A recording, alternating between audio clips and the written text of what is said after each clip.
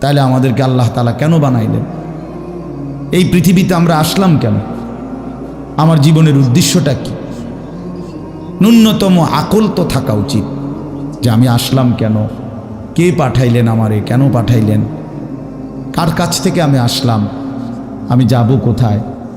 প্রতিনিয়ত মানুষগুলো যে মারা যায়, ওরা যাচ্ছে কোথায়, কি হবে তাদের? এই সামান্যতম বুদ্ধি দিমাগ একটা প্রাপ্তবয়স্ক ছেলে, তোমরা কারো বয়স 14 বছর, কারো 16 বছর, কারো 18 বছর, এ তো পরিণত বয়স, মানে পরিপক্ক বয়স।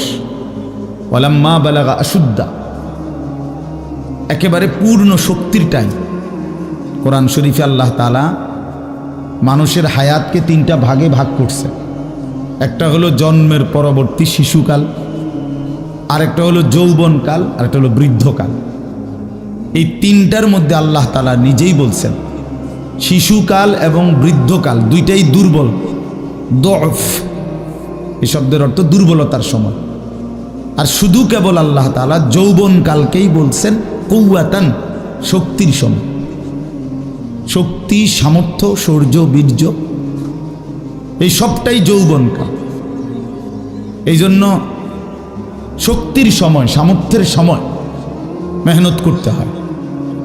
যৌবনকালটাই জিন্দেগির প্রধানতম সময়। ভালো কিছু করলেও এই টাইমে, নিজেরে নষ্ট করে দিলেও এই টাইম, গড়লেও এই হায়াত, এইটাই সুযোগ, বরবাদ করে দিলেও এটা সুযোগ। বুড়া মানুষ, বয়স্ক লোক ইচ্ছা করলেও অনেক নেক কাজ করতে পারেন, ইচ্ছা করলেও অনেক গুনার কাজও করতে পারেন। বয়স হয়ে গেছে 60 বছর, 70 বছর, এখন চাইলেই সারা রাত তাহাজ্জুদ পড়তে পারবে না, চাইলেই সারা রাত নাচের আড্ডায়ও থাকতে পারবে না, শরীরে কুলাবে না, ইচ্ছা থাকলেও পারবে না। ইচ্ছা করলেই আল্লাহর জন্য জান কোরবানি করে দ্বীনের জন্য কঠিন মেহনত মুজাহাদা করতে পারবে না। এটা স্বাভাবিক।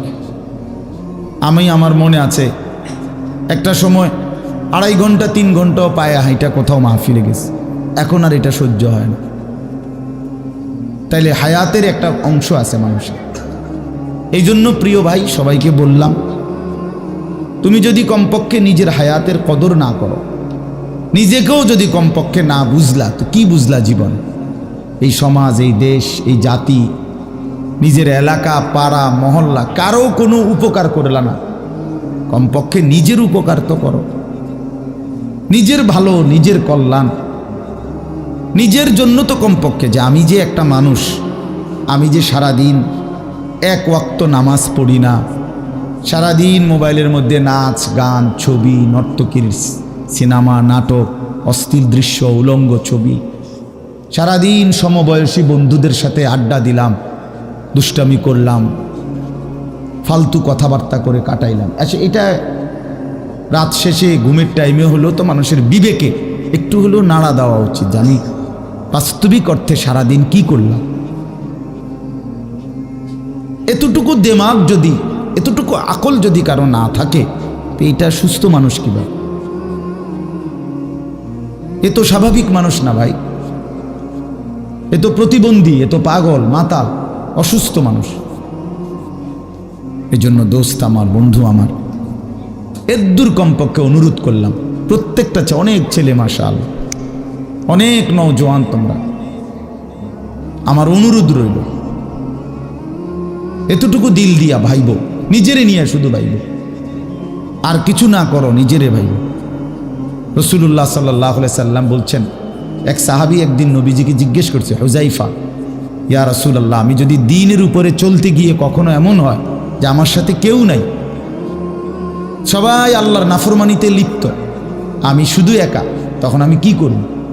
আল্লাহর নবী সাল্লাল্লাহু আলাইহি সাল্লাম বললেন, ওয়ালাউ আন তাআদ্দা বিআসলি শাজারাতিন, প্রয়োজনে তুমি একটা গাছের গোড়ালি, শিকড় কামড়াইয়া ধইরা পড়ে থাকবে একা, তারপরও দ্বীন ছাইরো না।